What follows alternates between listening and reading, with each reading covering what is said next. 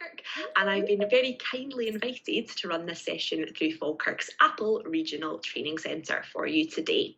Now, I should say at the outset that the tips I'm going to give you today should be applicable to any teacher and in any context. So whether you are a secondary or primary teacher, whether you teach biology or woodwork or PE, although I might put some things into a context in the lesson, so I might talk about some biology examples or some geography examples, these are all applicable to all classrooms, the tools that I'm going to show you.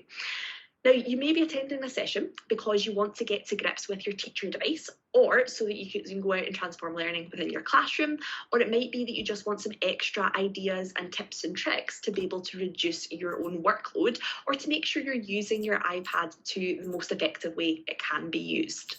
Now, what I will say is this is a continuous learning process. There are new tips and tricks I come across every day that help me to improve my workflow. So I'm not going to be able to cover absolutely everything in this session, although I am going to try and get a fair few things in there. But I hope this can get you started and build your confidence with the iPads. And if you ever find anything new that works for you, any new tips and tricks, please do get in touch and let me know. I'd absolutely love to hear them. I'm still finding new things every day that I think are really, really helpful. So please do get in touch and let me know. Now, before we start, I should also say that this session is going to be as hands-on as possible. So hopefully you're watching this on your desktop or a laptop or something, and you can follow along on your connected Falkirk iPad as we go along, because I'll give you a tiny little bit of time during each task to do that or to follow along with me. But if you can't do that at the moment, please don't worry. You can just follow along with my screen that hopefully you can see at the moment. It's got my face on it with a thumbs up. As long as you can see that, you can see what's happening as we go through. And the other thing I should say is there's nothing that you have to download in advance of this session. There aren't any extra apps or things that you need to get in advance. All of the things I'm going to speak about today are already built into your iPad, and that will really, really help to increase its effectiveness and its usefulness, and to also make sure that your pupils will have those things as well. So if you find it quite useful, feel free to introduce it to your pupils too, or your colleagues, and they'll be able to use the same thing. Welcome as well to those who have just arrived. So in terms of questions, there is going to be time at the end for me to answer any and all the questions that you have. And at the end of the session, we'll stop recording. You can come off mute as well and ask me any questions if you want to ask them directly. But what I would say is this session is going to be very, very packed as we run through. So if you could, it would be wonderful to hold some of the questions until the end, just because it pops up and it might kind of put us off our kind of flow as we are going through. But I will make sure I get to all of those questions and can give you a hand.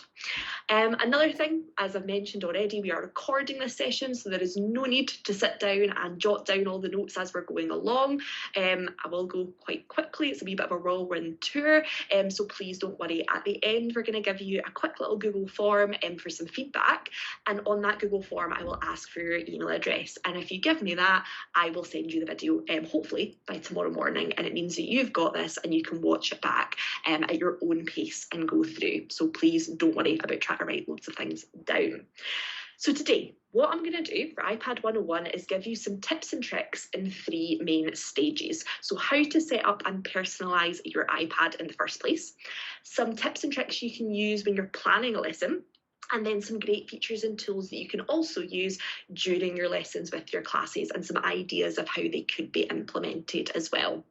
So I'm going to start with the absolute basics here, and I do apologise if some of you are already familiar with how to do the first few things that we go through, but we're quickly going to build on that into some slightly more advanced tips and tricks, so bear with me, okay?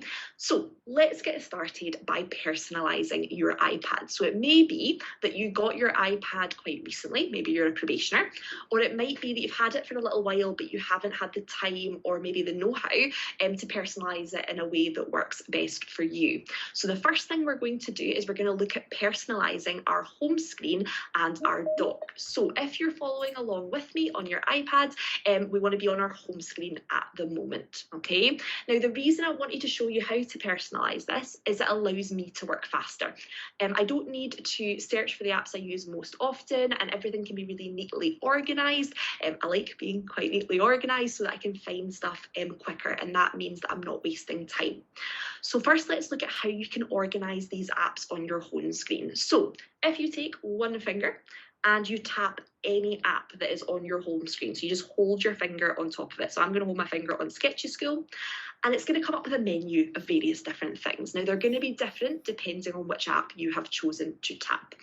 What you want to do is you want to find the bit that says Edit Home Screen, and you want to tap that. Now, if you've done that correctly, all of your apps should start jiggling, and that means we are doing the right thing at the moment, okay? Now, what this means is you can now start to edit your apps. You can drag them by clicking and holding, tapping and holding on them, and drag them around and rearrange them into a way that suits you. The other thing you might notice is that there are little minus signs on the top left-hand side of each of those apps, and this is how you remove an app. So if I wanted to remove Sketchy School, I would just tap that little minus and I can remove it from my home screen or delete the app. You can see that there, and that's something that a few people have asked me previously of how can I get rid of apps once I've downloaded them if I realise I don't really need them anymore. Other things that you can do with this as well while they're still jiggling is you can group them, which is a wonderful way to organise your home screen. When I first started downloading all of these apps onto my iPad, I had pages and pages and pages of apps. I don't like that. I like everything to be neatly organised. So what you can do is you can tap and hold. Now, if it stopped jiggling, don't worry. Again, you just tap and hold and tap that Edit Home Screen. You can choose any apps you want to group together. And all you do is you take that app, you drag it over another one you want to group it with, and it'll make a little group. So this is my little group for OTB. So I'm just going to rename it at the top as my little OTB group. Now, it might be that you want to organise things in different ways. For me, in my role, it's easier for me, as you can see on my screen, to organise things into what type of products they are. So Apple, Google, Microsoft, okay? Now, if you're a primary school teacher, you might want to have a group of apps for literacy, a group of apps for numeracy, or if you're doing different subjects, you might want to put those in groups as well. It's completely up to you. It's just a way that you can personalise things so that they are easier for you to find. Now, while you're also in this edit mode, you'll see, and mine's just come off it, so I'll just come back into the edit mode there. You'll see this little plus symbol on the very top left-hand side, okay, of my screen. And if I tap that, this is going to bring up your widgets, okay? Now, I only have my calendar, because I like things quite nice and minimalist on my screen. But say, for example, I wanted to have my clock or my notes or my Google Drive. These are all different widgets that you can choose basically to add to your home screen, again, to personalise it to suit you. I'm not going to go through those at the moment. You can feel free to go back and add as many widgets as you like later on, but that should show you basically how to edit and change those apps around. Now, if you want to come out of that, there's two ways to do it. Tap anywhere on the screen, or just tap your home screen button, which is the one on the front of your iPad again. Now, the other thing I want to really briefly point out is your dock along the bottom. Now, the dock, you can see there, I've got my Safari, my Outlook, everything on there. It's really, really handy. This is where you would want your most used apps to be, okay? Because, I'll show you why. If I was, for example, in Twitter, and I really wanted to get to one of my other apps and I didn't want to have to back out of it, I can take one finger and drag up from the bottom and my dock will appear, which you can see on the screen at the moment.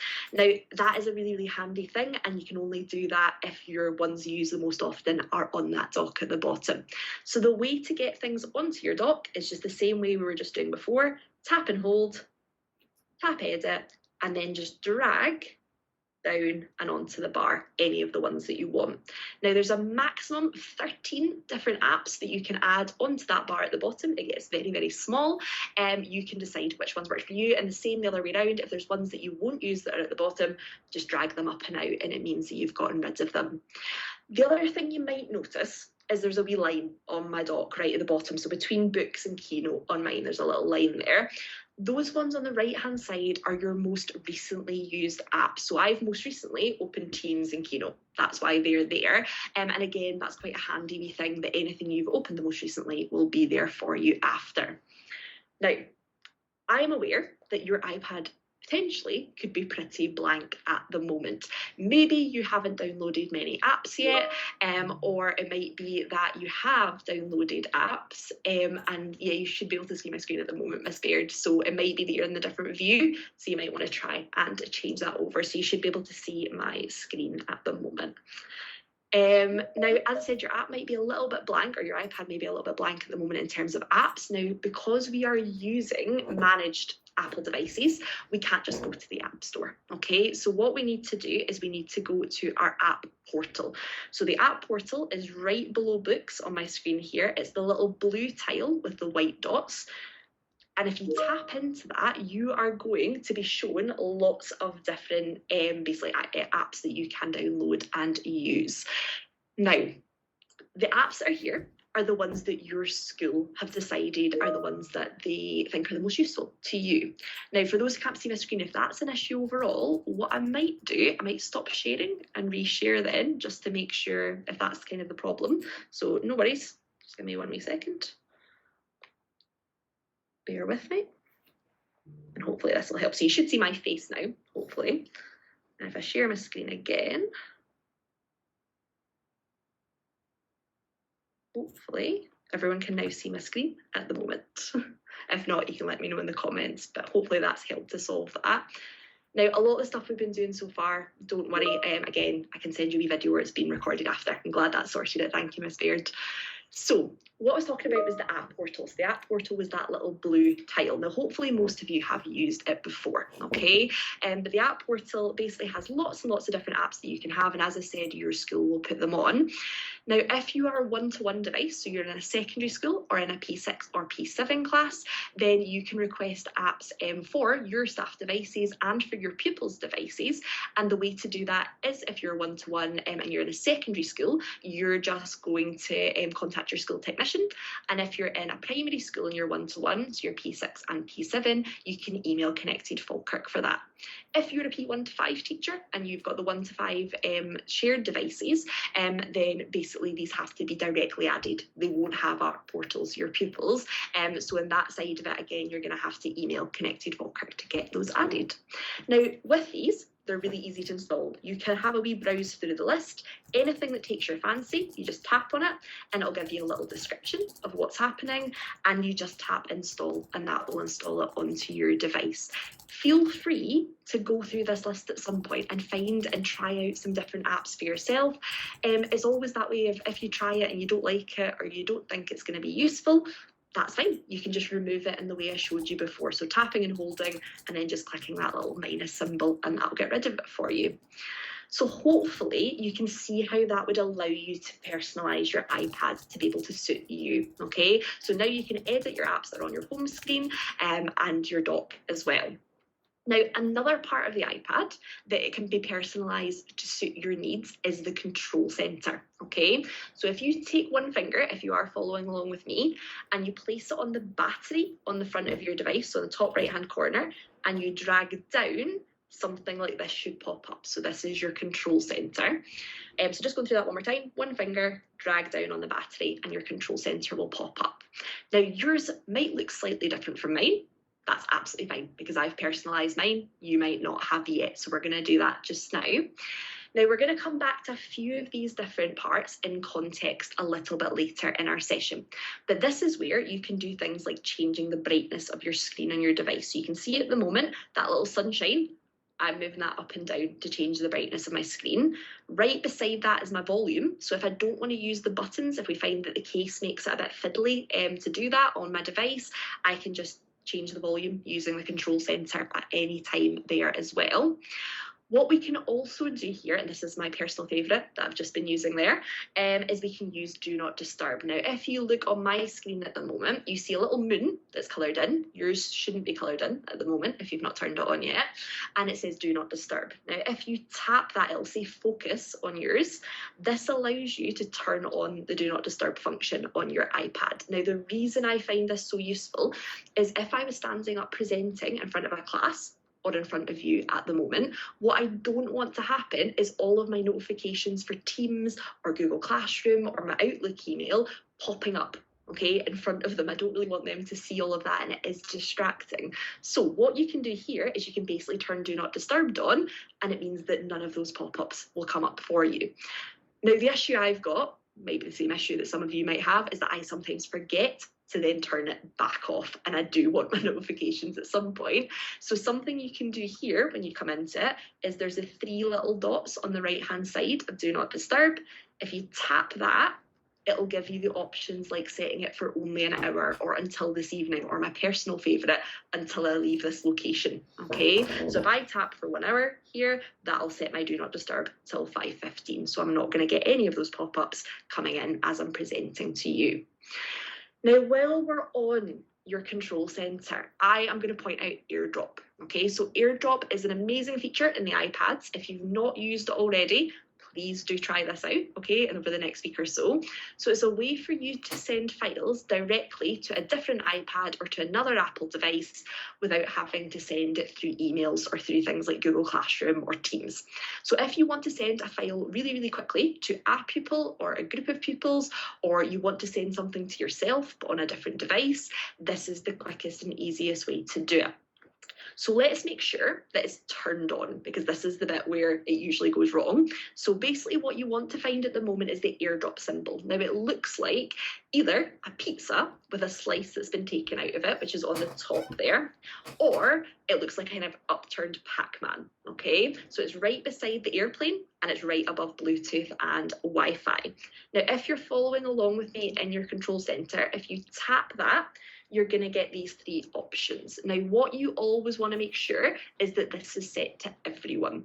If it's only set to receiving off or contacts only, this is where you're going to find that people can't find you to send you your AirDrops, okay? And it's the same thing with pupils. If a pupil's not turning up when you're trying to AirDrop to your class, this is what's to get them to check first. So if everyone just makes sure that you've ticked that everyone button, that means that they'll be able to see when they go to AirDrop to you. And we're going to come back to that later in the session when I go to show you AirDropping a file, okay? So now, this whole area in this control centre, as I mentioned before, can be customised. So we're going to do that just now. So if you make sure you're on your home screen for me, okay, and we're basically going to navigate our way to settings. Now, I know a lot of you will know where settings is. It's the grey cog that's on the top right hand side beside books on my screen. It'll be in a different place probably on yours. But a little extra tip I've got at this point is you don't always have to just look for the tile that you want. What you can do is you can take one finger again, put it on the middle of your screen and drag down. And this is going to bring up your search bar, okay? Now you can use this to type in and try and find the app. So if I type in settings, that's going to come up there. But the other great thing about this that's good to use in general is this is also going to bring up suggested websites. Anytime I've written that word or there's been that word in my photos as well, and it also searches my files for it too. So this is more of a general way that if you're trying to find something on your iPad and you're not sure where it is, just drag down and you'll get that search bar, and it's a really, really easy way to locate things. One other way that you can find things, so you can either look for the tile, you can drag down and use the search option, or you can use Siri. Okay, now Siri basically will listen to you and will get anything you want from here. So what you do to get Siri on your iPad is you basically take your finger and you touch your home buttons. The home button is the one right, the only button that's on the front of your iPad essentially. And what you want to do is you want to hold that in until the little kind of Siri bubble appears in the bottom right hand corner. When that pops up, she is then listening to you. Okay, so we do need it to be silent or as silent as possible to use Siri. And if you want to open settings, for example, you would just hold that and you would just say open settings, and it would do it for you, okay? So that's another quick and easy way to get apps open. Again, might be useful, especially down the years in like early primary or early years as well. If they're not going to be good at maybe trying to read through and find things, just asking Siri to open it would probably be a good way of doing it. So those are the 3 ways that you can get to your apps really easily, okay, and find them. So look for them, use the search bar, or use Siri.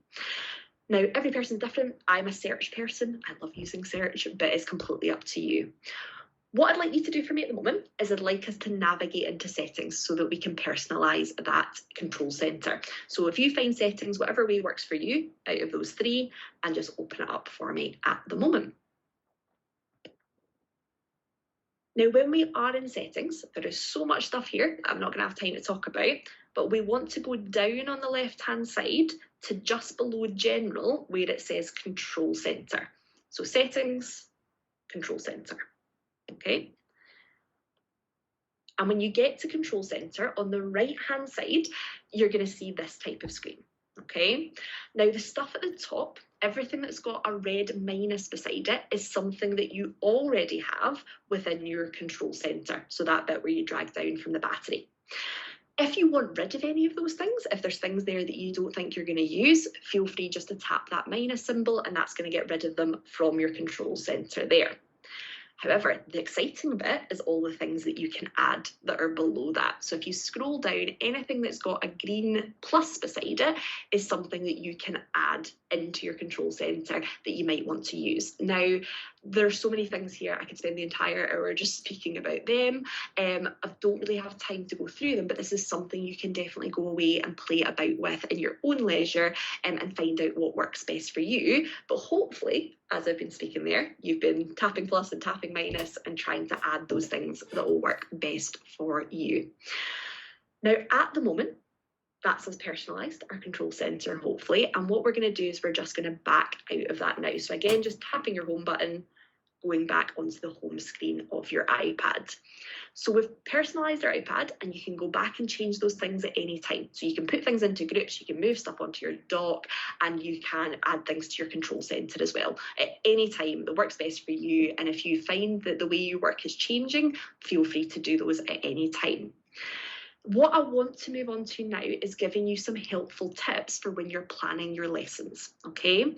So for this wee section, I'm going to pretend that I'm teaching a geography lesson. And what I want to do is to introduce maps to my pupils. So we're going to come out of settings if you haven't already and if you're following along with me. And we're going to go into Safari, which is the little compass which is mainly blue and white. You can see it on the bottom left of my screen on my dock at the moment. So if you can tap into Safari for me, and you want to create a new tab. So there's a blue plus that's in the top right hand corner. If you tap that, that's going to open a new tab for you. So we'll go to the home screen, go into Safari, and then once you're in Safari, just tap that plus to get to a new window. Now, I've gone into Safari for my geography lesson, and I really want to find a guide about how to read a map, because that's the first lesson I'm going to do with my pupils. Now, I could always tap into the search bar at the top and just type in how to read a map, okay? But a great accessibility feature that's available in all of your iPad apps is something called the dictation feature. So what this does is it lets you basically say out loud what you want to type, and then the iPad basically does it for you. And again, this is a really good feature that you might want to use with some of your pupils as well. So to get to this, there is two ways we can do it. There's obviously at the top here in that bar that I just tapped, the insert or enter website name, there's a little microphone that's to the right of that. That allows you to do it. But the way that you can do it in all of your apps is through the keyboard. So you can see my keyboard at the bottom of my screen, and you can see down on the bottom left, there's a little smiley face.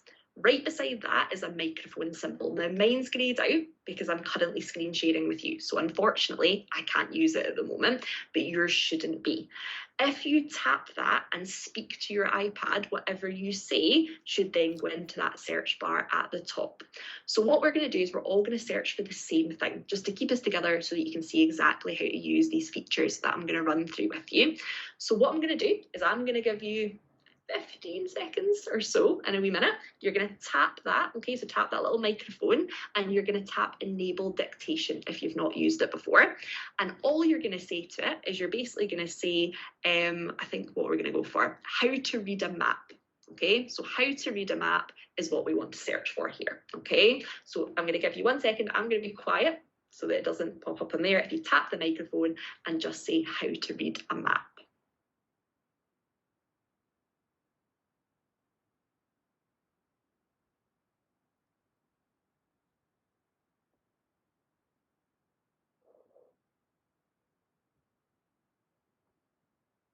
Now, if it's understood you, because when I did this earlier, it didn't really like my Scottish accent, you should now have that writing at the top, okay? And then what you have to do is hit the big blue button for enter. So if you do that, you're going to end up with your Google results here of how to read a map. Now, I've had a wee look through these a little bit earlier, and the one that I think is a really good one for us to use for our next tasks is if you scroll down and you find the one that's just above the videos that looks like this. So it's hillwalktours.com, and it's how to read a map, a hill walk guide. So if you just scroll down to that for me and then tap into that website, we can then show you some of the other features that you can do with it. Okay, so now we're on our webpage, and I've been researching for my lesson. I found this really, really good guide, okay? Now, it might be that I just want to make some notes on this. Maybe I'm just doing a little bit of research before my lesson of some things that I can talk to my pupils about.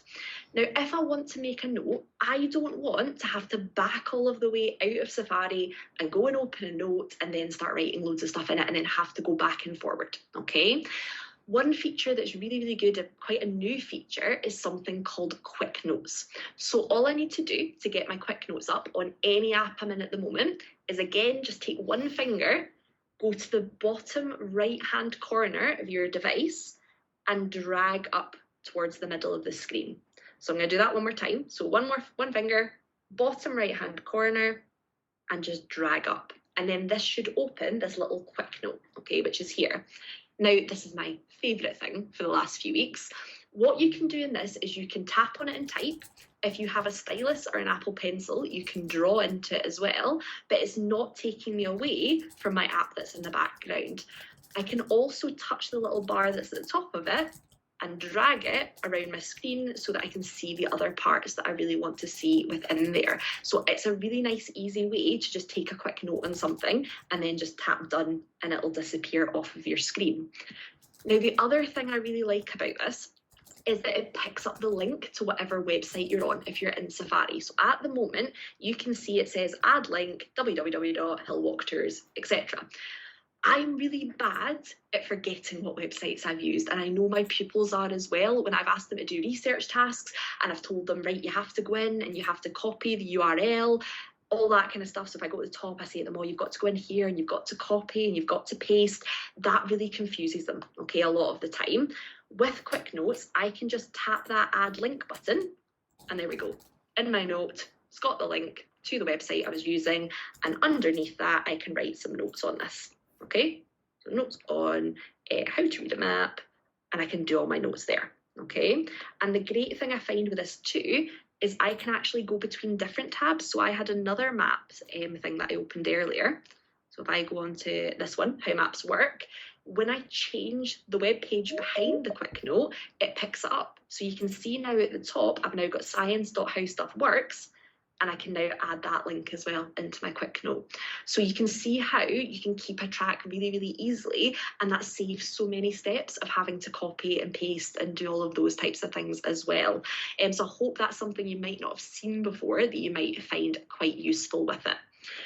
Now let's imagine that I'm done with my quick notes. So I'm just going to tap done, and that's going to disappear. It goes into your notes section, okay, and you can get it there later on as well.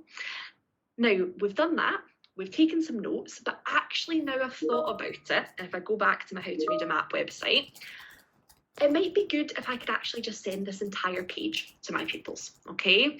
But maybe I don't want them to have to go into Safari, okay? So what if, for example, I send them the link to this on Google Classroom, or I send it on Teams?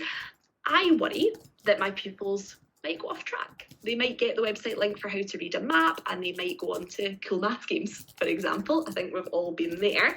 So wouldn't it be really, really good if I could take this quite long page that has some good information that I want for my pupils, and I can maybe share it with them as a PDF, for example, so that they can't click on all the links and get distracted.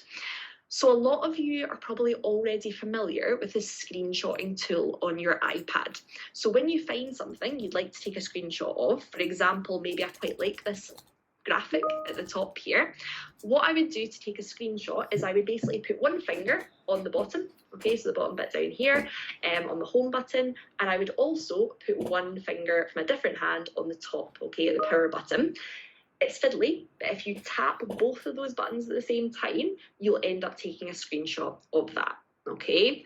And what will happen is a little thumbnail will appear on the bottom left corner, and then it'll disappear and it'll go into your camera roll, and you can go and find that after.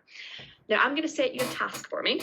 I would like you just to choose anywhere on this page, and I'd like you to take a screenshot of it. So using your two hands, take your screenshot. But I'd like you to tap that thumbnail that comes up as soon as it does. So when I do a screenshot of this part, I'm going to tap on that bottom left-hand picture that pops up. So that's where I need you to be. So quick screenshot, okay, of any part of this page, just by using those two buttons and pressing them at the same time, and then tap that thumbnail that appears on the bottom left corner. I'm going to give you a wee second just to get to that point. Okay, so I hope we're all in this view now. Now, screenshots, love them, okay, one of my favourite things. And I can do things like, oh, I just want this bit of the picture. So I can grab just the corners of this diagram and I can drag them down and crop my photo, okay? So maybe I just want that part there. So you can play about with that, and if you want any pictures and things, you can screenshot them and save them like that. Another thing that I can do within this window is I can also mark up on top of things. Now I'm going to do more on that in a little bit, so I'm not going to show you at the moment, but it's that little pencil in the top right hand corner, and I'm going to show you that on our next little task in a second, so don't touch that for me at the moment. The bit that I really want to show you, okay, and this is the one that blew my mind when I saw this a couple of years ago for the first time. See at the top middle of my screen where it says screen? Right beside it, it says full page. Can you tap full page for me, please? Okay. And what probably will happens on mine, is the wee pencil's going to light up. If you tap that pencil to get rid of it, that would be handy as well. So you want to tap full page at the top. And what you should now see is on the right-hand side, if you take your finger and move it down, you now have the full page. Okay. And we can now save this as a PDF. Okay, so you can drag down, see that thing, and you can do that with any website that you're on. So if you think the entire thing is really, really useful, screenshot it, tap full page, and the whole thing is there. I remember the days of screenshotting every individual bit of a site and sticking it onto a Word document. Okay, so this is a really, really quick and easy way to get all of that in one go. Okay, now, got my full page. Hopefully that's something that's quite useful to you. If I want to now save this, okay, as a PDF, there's the little done that's in the top left-hand corner. And if I tap that, that allows me to save that PDF to my files. Now, at the moment, I would like us just to delete the screenshot, okay, because I'm going to show you a little bit of a better way to make a PDF from a website, okay? So we're just going to tap done and delete screenshot at the moment, and that should bring us back to our main Safari page, okay, where we were before. Now this next thing, if I was to send that PDF to pupils, I think some of the pupils that I've taught might still be a bit distracted by the fact there's all these related posts on the right hand side and there's all these other things on the left hand side, and there's some things like adverts and stuff and pop-ups that come up as well. I get distracted by that, so I know my pupils will as well. So if I want to make a PDF that doesn't have those things in it, so to make it so that it doesn't have all the pop-ups and all the ads, there's an amazing accessibility tool that we can use to do this. So Reader View is something that allows you to declutter web pages, and it allows pupils and you to concentrate on what you're reading at any time that you're on Safari, okay? So I use this even when I don't want to make PDFs. I just use it because it helps my head not start hurting with how much is on the screen at one time, okay? So Reader View is available in Safari, and it takes away all those things. So the way that we get to this, okay, is we're in our Safari and you're on your website that we're on together, and you want to go to the top where we have our hillwalktours.com and see the little A and the big A on the left hand side. I just want you to tap the little A and big A for me. So when you tap that little A and big A, it gives you a kind of, again, menu of options. One thing that's really, really useful here is the text size option. So the little A and the big A on either side, you can change the text size of the website just by tapping that. So if you've got pupils who might need a larger text size, or maybe you want a larger text size from the website, you just tap those two little A's and you just tap the big A or the small a to change the percentage size of those. But the bit that we want to go to is the show reader feature. So you tap those two little A's and then you tap show reader for me. This is my favourite moment, okay? So what happens now is all of that clutter has now disappeared. I've gotten rid of all of those unnecessary kind of related posts on the right hand side. Any of the adverts, any of the pop-ups are now gone, and I have a really, really nice document that I can now read quite easily, okay? Another feature that's in here as well that I think would be useful to a lot of you is if I tap those two little A's again, I can do things like changing the background colour. So if I have a pupil that likes to read things on particular backgrounds, I can do that here. I can change the background colour just by tapping those colours there.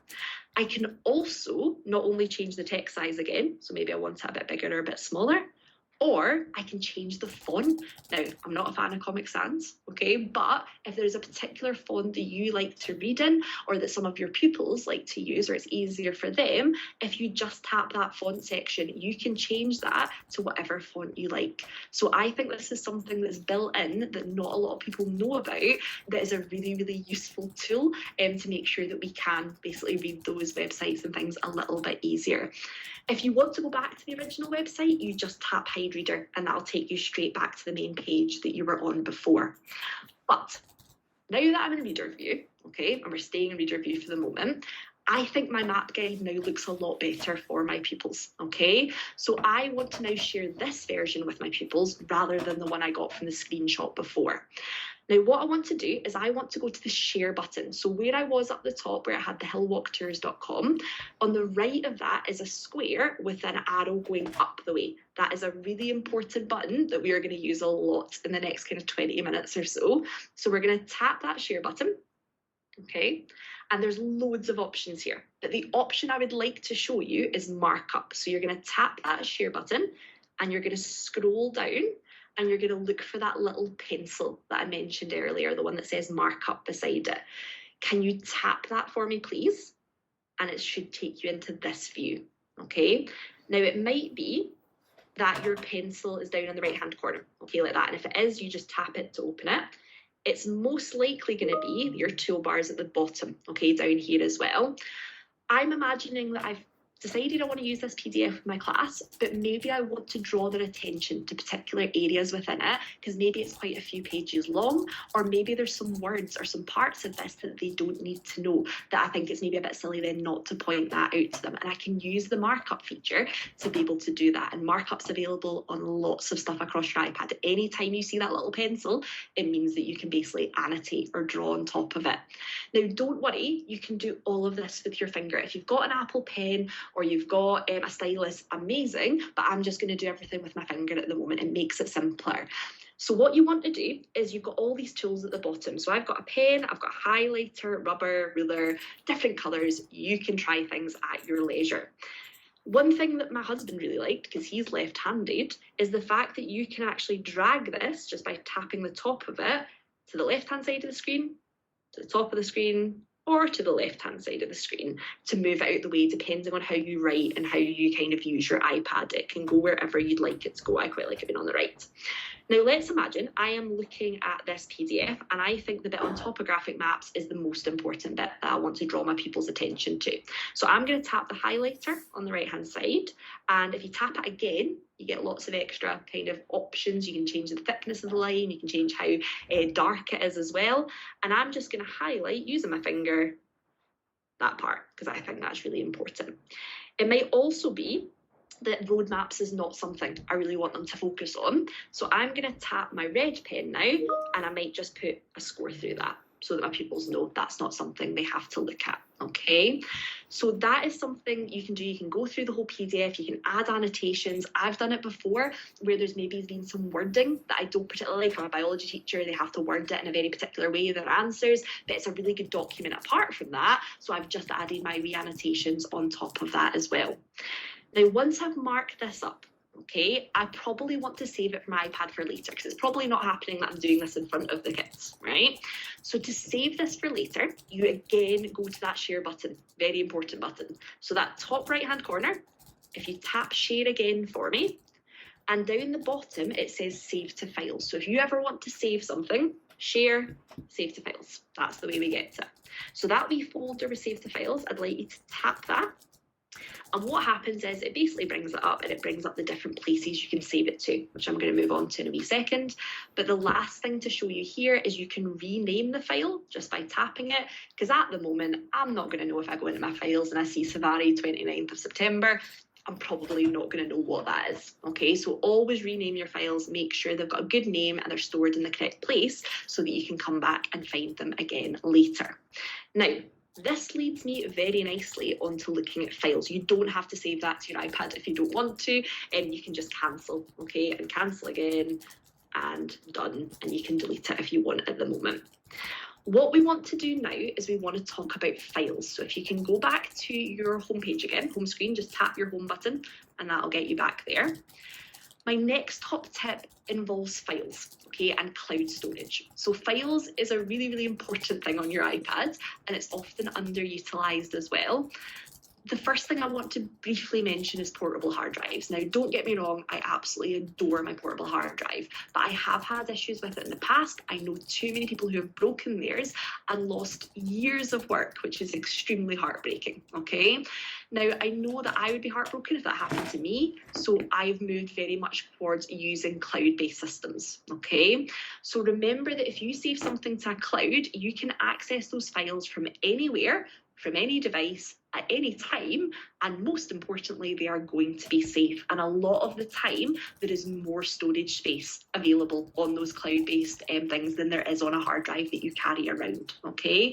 And it also works really well with things like Teams and Google Classroom too. So on your iPad, what I would like you to do at the moment is I'd like you to find the files folder. Now, at the bottom of my screen, it's the little blue file with the white box around it, and it's right beside calendar, okay?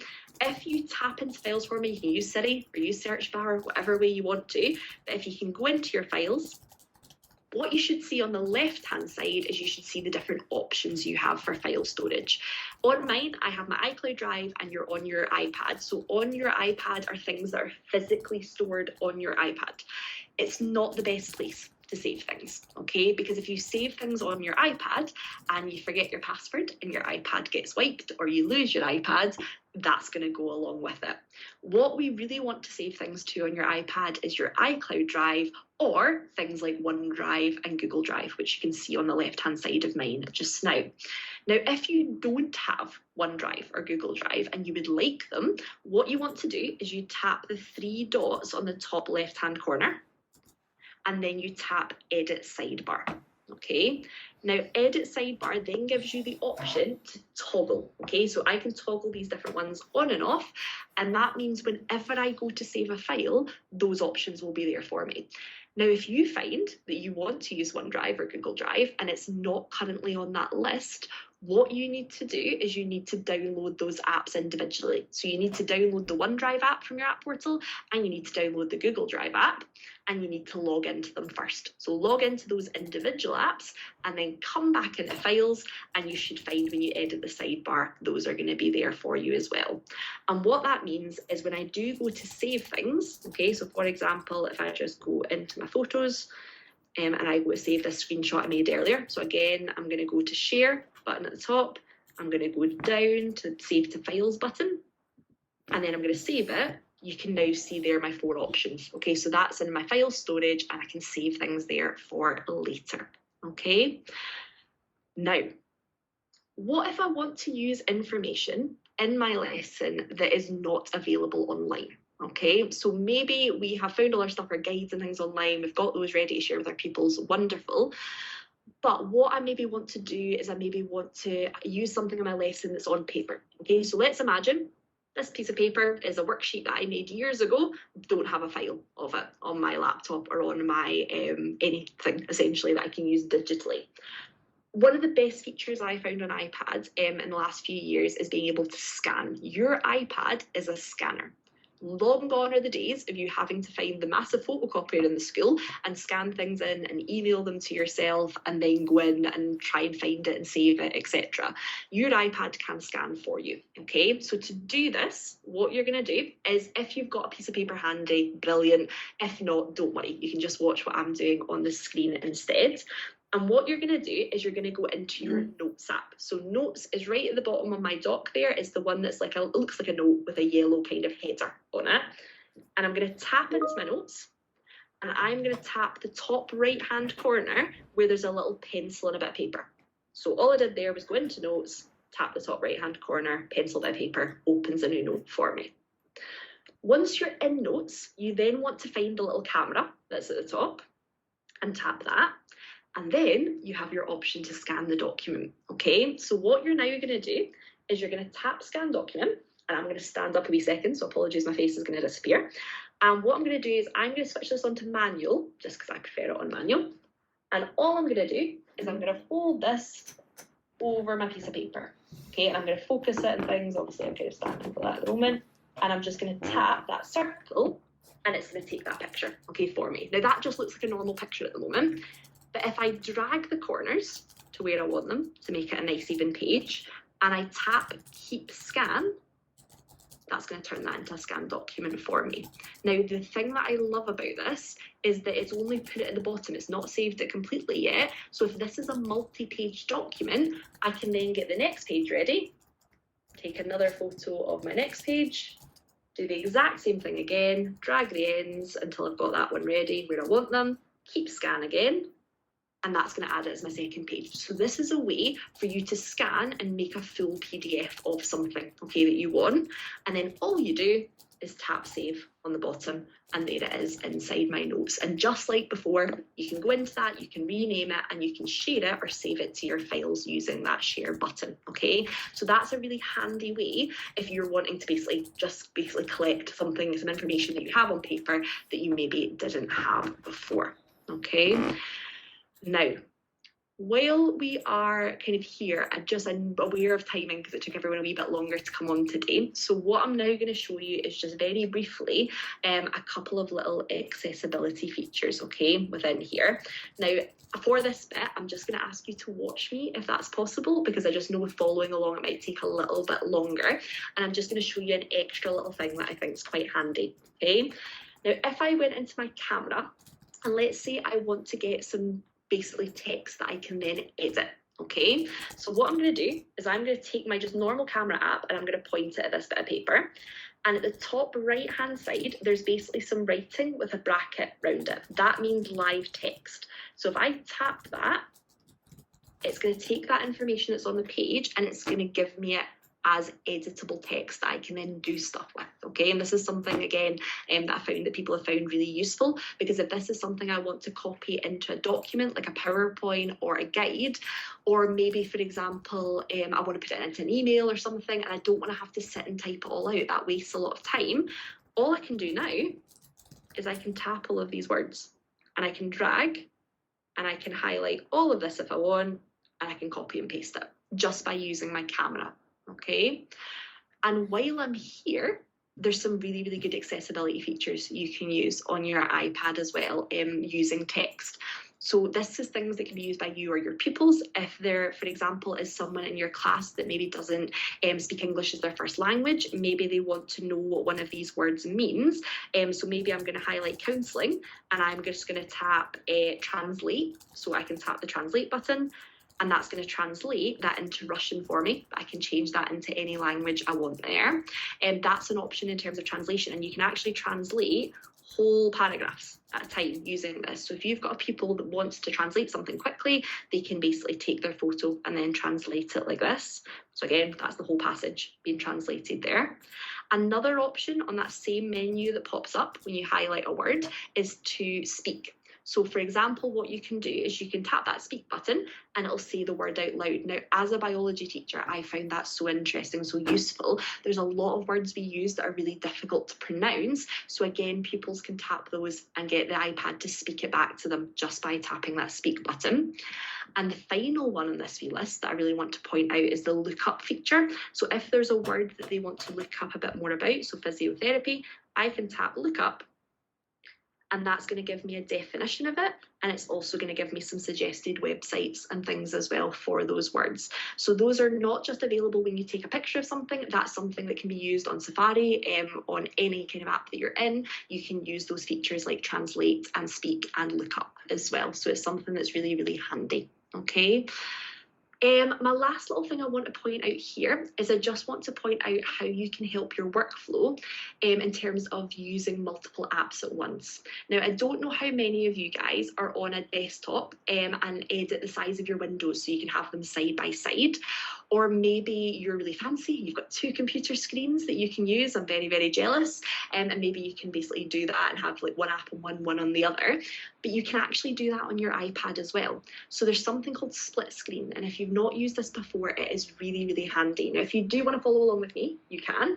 I find this works better when you turn your iPad to the side into kind of landscape because it gives you a little bit more space. And all I want you to do is choose any app and open it. So I'm just going to tap Safari, just because we were on it before, and I'm just going to open it like that. And what I want you to do is then tap the 3 little dots that are right at the top. So see right above Hill Walk Tours, there's those 3 dots. If you tap those and then tap the middle option that comes up there, that's going to take whatever app I opened and did it to the left-hand side. Now, don't worry, it has not disappeared. This then allows you to choose any other app that's on your iPad to open beside it. So maybe I want to open, let's go into Microsoft, and I'm going to open PowerPoint beside it. So I just tap the app I want to open and it's going to open it on the other side beside it. Now, the great thing with this is means you now have split screen. You can go between your 2 apps. You can go basically on my web page that I was on before, and I can also copy things over, put them into my right-hand side, into my PowerPoint, but this can be any 2 apps that you have on your iPads. And the other thing you can do is that bar in the middle, if you tap it and drag, you can change the sizes as well. So if you want one of them to be a little bit bigger than the other, you can do that too. And the best other feature is your quick notes can still come up. So you could technically have 3 things on the screen at the moment if one of them is going to be notes as well. So that's something that I found really, really increased my productivity in terms of I could have both those open and I didn't have to keep going back and forward there as well. Okay, so I hope that's something that you're going to find really useful. To get rid of it, you just basically drag all the way to one side and that'll get rid of it and take you back to your main page. Now, I am aware, okay, of time. I don't want to keep you if you've only allotted an hour for this session. So what I've done so far is I've obviously shown you how to personalise your iPad home screens, your control centres. We've looked at some tips for planning lessons in terms of using features like split screen, reader view, markup, files, and some of the accessibility tools as well. I had planned to look at some things you could use within your lessons as well. But as I said, I am aware of time and I do want to let you get away on time. So what I'm going to do for you is I'll film a quick little video of me talking through the last kind of 3 or so things that I was going to show you, and I'll make sure I include that in the email that you're going to get as well, so that you can have a look at those and you don't lose out in seeing those as well. It wasn't a lot of things, it was just a few little things like using AirDrop and Apple TV, so I'll make sure I include those too. Okay, now what I would like to do is I'd like us just to take us back into Keynote. Now, something I want to point out there as well, one way you can really quickly move between apps that you've just opened is if you double tap that home screen button. That's going to bring up all the most recently opened apps that you have. So you can see there, everything I've used this session is all there. Okay, and that's another really quick way that you can jump between different apps. So I've not opened Keynote in a wee while, so it's back near the start, and I'm just going to tap into that to bring me back to here. Now, what I would ask is we want a little bit of feedback. okay, to make sure that the sessions that I do in the future or the sessions we're doing at the moment are as useful as possible. Now, to do that, there is a QR code on the screen, and I'd be really, really obliged if you could just take basically your camera and hold it up to the QR code, and it'll give you the link to go to the Google form. It is an extremely quick Google form, okay? It only has a few questions on it, and it'll make sure that for planning, we can implement those things into our practice and see how successful this has been as well. Can I ask you to double check your email at the start is correct? It is anonymous, okay? We're not going to be looking at who said what on it. It's just so that I can pull those emails to send you the resources straight after the session. And thank you so much to Kerry for posting the link in the comments as well. Now, what I'm going to do is I'm going to give you a few minutes just to fill in that form, and then I'm going to draw everything to a close and take some questions. But one thing I do think that is good to show you at the moment, let's say I'm going to give you 2 or 3 minutes, okay, to do this form. And imagine I'm a teacher in class and I'm getting my pupils to do an activity.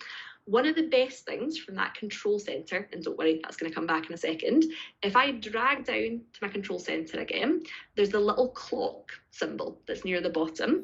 If I tap into that and I was screen sharing to my pupils, long gone are the days of me trying to find YouTube timers and classroom timers on websites or trying to insert timers into my PowerPoint. What I can do here is I can decide that I'm going to give you guys 2 minutes or so, okay, to go through that, and I can then just tap start, and my timer then comes up. And if I want my pupils to still have their instructions, I can do what I was saying before. I can tap at the top for split screen, tap the middle, and I can open my Keynote again beside it. So now you guys can scan that QR code that's there, but you can also see the timer at the same time. So that's a use of that split screen that we spoke about before, but also it's a use of the control centre because I can get that clock up so quickly that's already built into my iPad. So what I'm going to do is I'm going to give you that kind of next couple of minutes just to fill in as much as you can of that form. As I said, I'd really, really appreciate it. And then if there are any questions that you have, you could start putting them into the chat if you want, because I'm happy to then start answering them once I do the close in a little second.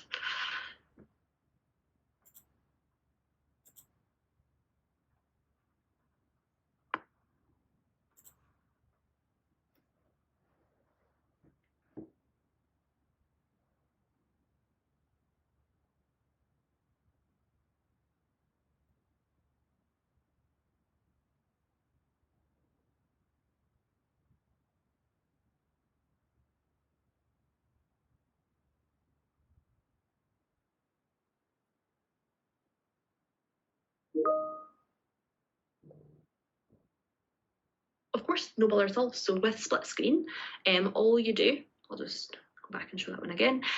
All you need to do is you basically look at the top of whatever app you're in. So if I go back into the clock one, for example, there's the 3 little tiny grey dots that are right at the top. You just tap those, and then there's going to be 3 options that come across the top of it. You want to choose the middle option there, which is the wee split screen with both of them side by side. So if you tap that, that app you were already in is going to move to the side to allow you to select a different app. So again, if I just choose my Keynote from the bottom, and then that'll open them split screen side by side. Does that explain okay, Miss Forrest? Is that all right? Okay.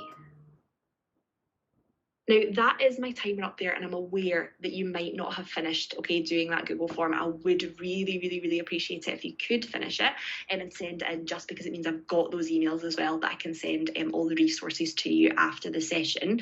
Now, I just want to say, I genuinely hope you found today's session useful and that you've become a little bit more confident with using your device, or you've picked up 1 or 2 ideas of how you could use it more effectively and more efficiently for you.